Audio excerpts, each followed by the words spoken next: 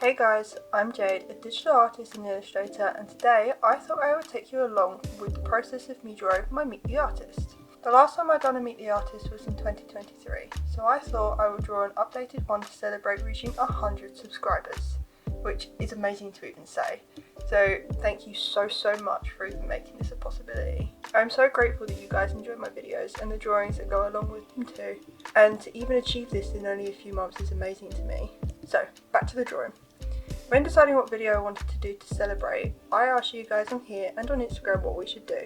That's when an updated Meet the Artist was decided. I've always loved seeing different artists Meet the Artist drawings. It's interesting to see how they lay out and design it, and it's fun to get to know the artists behind the drawings more. However, when deciding what I wanted mine to look like, I decided I wanted to do something completely different than the typical Meet the Artist layout and make it look more like a background illustration. So that's when I landed on a drawing of a desk. In 2023, when I did my first Meet the Artist, I also drew a desk for that. It was a top view of a desk that had a notebook with my likes and dislikes, a phone with my favourite songs, and a few Polaroids. I thought this was a different way of doing a Meet the Artist while also helping me to work on my background skills, which is an area that I definitely want to improve on. So for this year's one, I wanted to continue with the desk theme, but with more of a perspective view of a desk. I used an isometric grid to sketch out the desk, which is the way that I draw backgrounds sometimes, because it really does help to give you a guide of how you want your background to look, but you do obviously have to be careful to make sure it's in the right perspective. But anyway, with this drawing, I've added things that I like around on the desk and on the walls. There are posters on the walls that show my favourite films and games, and the objects on the desk show my interests and hobbies.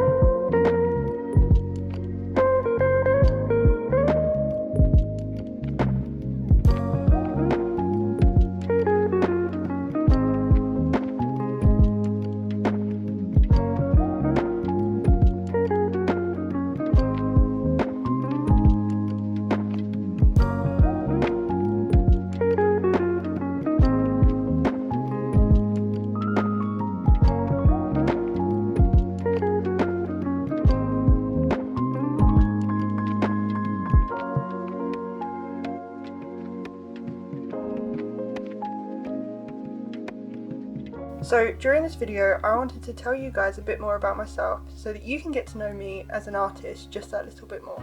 I went onto Instagram to ask you guys what some of the things you wanted to know about me, so make sure to follow me over there as I ask a lot of questions on my story or even polls to make decisions.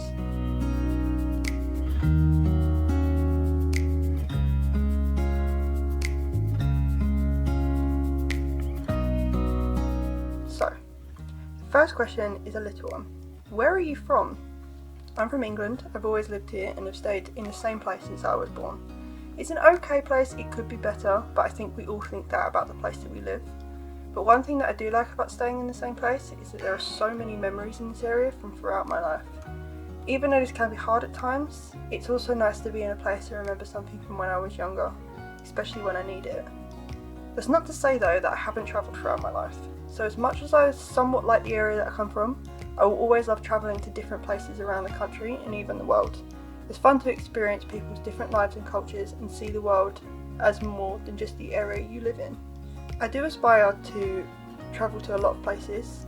I have already personally been to a lot of places, but there's also a lot of countries that I do want to go to. So for example, I really want to go to Japan or Thailand or back to America as well. I also would love to go to like Greece and some places in Europe.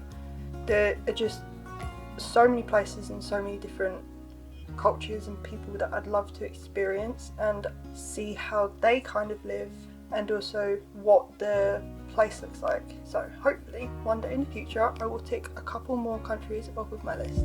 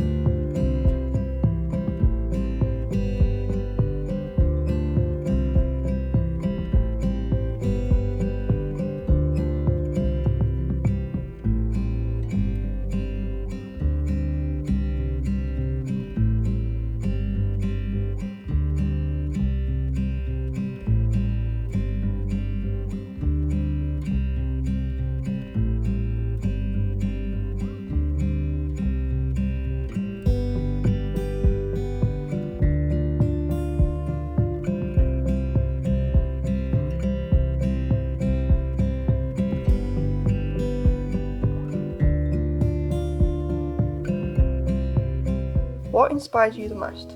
So this is quite a big question for me because a lot of the time I couldn't pinpoint exactly what has inspired me to draw throughout the years, but I do know that the majority of my inspiration comes from the people and media around me. So for example, the games I have played throughout my life have had a massive impact on my type of art and art style.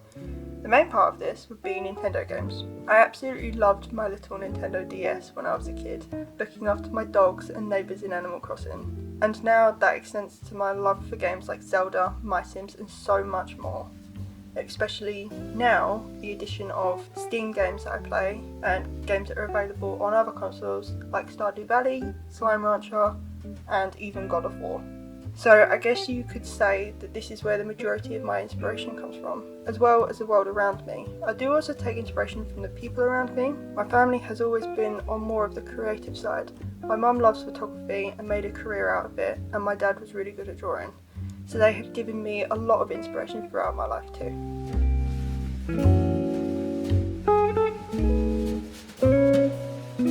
Which leads me on to the next question. What are your favourite artists that you take inspiration from? There are quite a few artists that I like.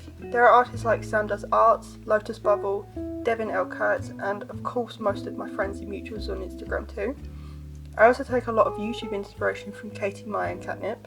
They are the artists who originally inspired me to start this journey of giving you guys more of an insight into my life and creative process with long form videos. I don't know what it was, I just started watching Katie Mai and then went to Catnip and just thought maybe this is something that I can actually do, and they inspired me to now make videos and show you guys a little bit more of who I am and also my process, which I think is something that as much as artists we love to draw, it's also nice to see the person behind the drawings as well and get to know them and understand how they make their drawings, where their inspiration comes from and all things like that. So seeing that they could do it, it made me feel like I could also make those videos too. Although it did take me a while to finally make that decision. I've always loved looking at artists' work and drawings because they inspire me to draw better and more too, especially more now than before. I used to look at a lot of artists' work and compare my art to theirs and wonder why I'm not as good as them. But over the last few years I've tried my hardest to get out of this habit and thought process by learning to love my art for what it is. I also tried to tell myself to remember that a lot of people have different life scenarios.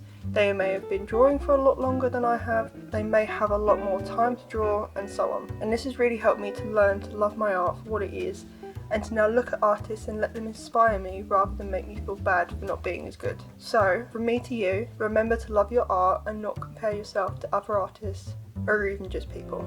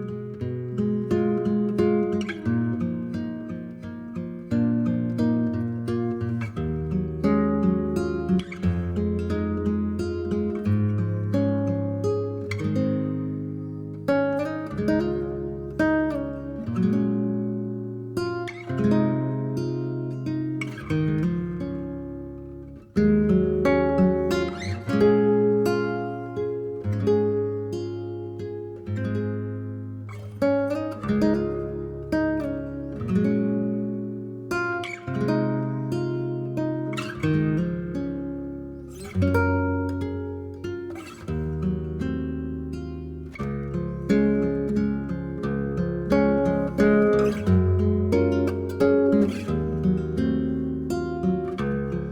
are your favourite TV shows?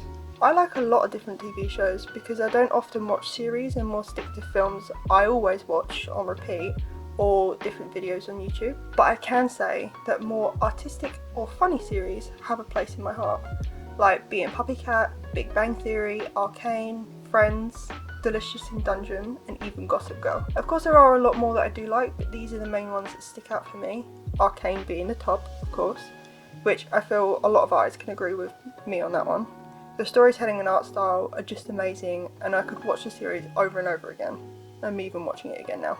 I do often find though, I either don't have the time to get into a show, especially if there's many seasons, or I have problems with finding good shows to watch. So a lot of the series or shows that I do watch comes from recommendations from my family and friends. So if there's a TV show or series that you highly recommend watching, let me know in the comments and I might check it out. I have a lot more time to watch things now, so I need to fill the silence a little bit more.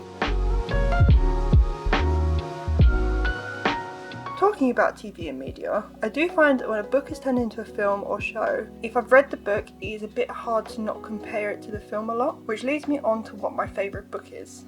I have a lot of books. As you may have seen in one of my recent videos, it was my first week in the life video, I think. So I have read a lot of different books over the years, many being more fantasy or romance books, which is kind of ironic because when I first started reading, I loved crime themed books or murder mystery books, but that has definitely changed now. However, my favourite book will always be A Good Girl's Guide to Murder, specifically the third book in the series. I read A Good Girl's Guide to Murder back in 2017, I think, and this was when I started getting into reading more, although at the time I didn't have a lot of spare time to read. So it wasn't until I left college that my reading obsession got to the extent that it is now, and it's quite a lot. I started to collect more books and move more into the fantasy and romance genre, which has now consumed my entire reading interest to where I read more romantasy books more than anything else. This is what my bookcase, or makeshift bookcase, looked like in June 2023 after I started getting into fantasy, and now it looks like this.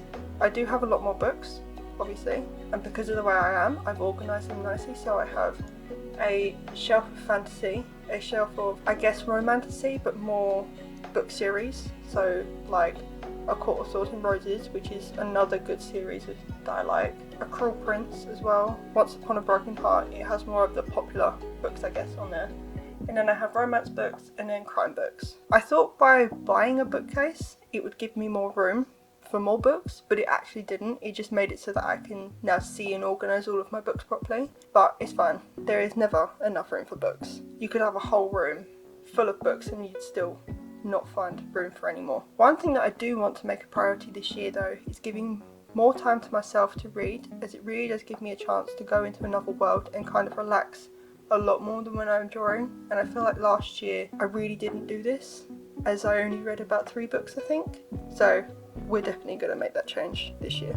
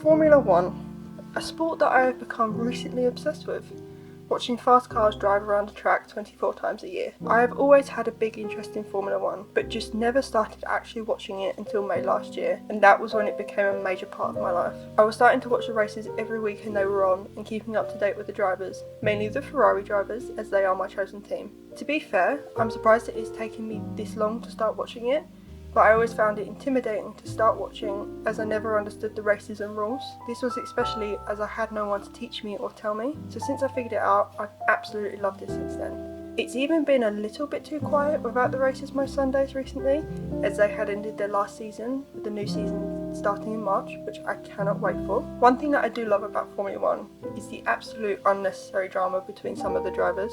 More so when something actually happens during the races, like one of the drivers getting penalty points due to another driver. It's kind of funny to watch at times. But Formula 1 is now just a sport that means a lot to me, and one that I brought a lot of the people around me because of how much I talk about it. But it has also brought me a new dream in my art journey, which is that I would absolutely love to design one of the drivers' helmets. It would be such a cool thing to do, to have your work shown at a race, but I guess that is just a dream for now.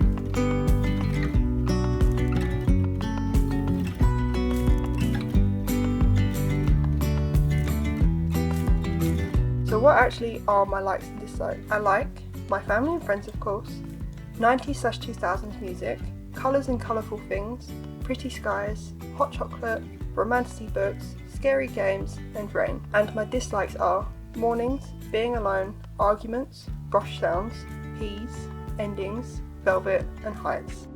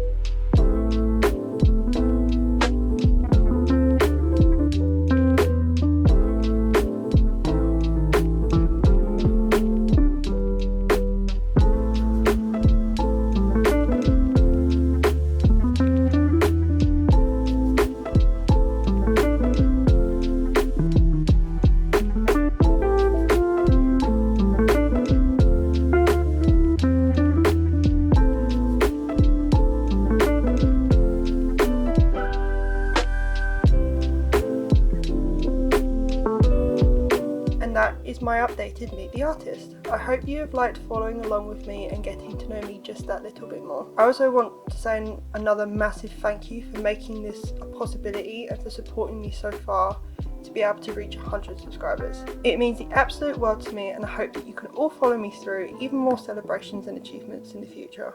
So again, thank you so much. If you like this video, give it a like, it really does help out, and subscribe to see what comes next.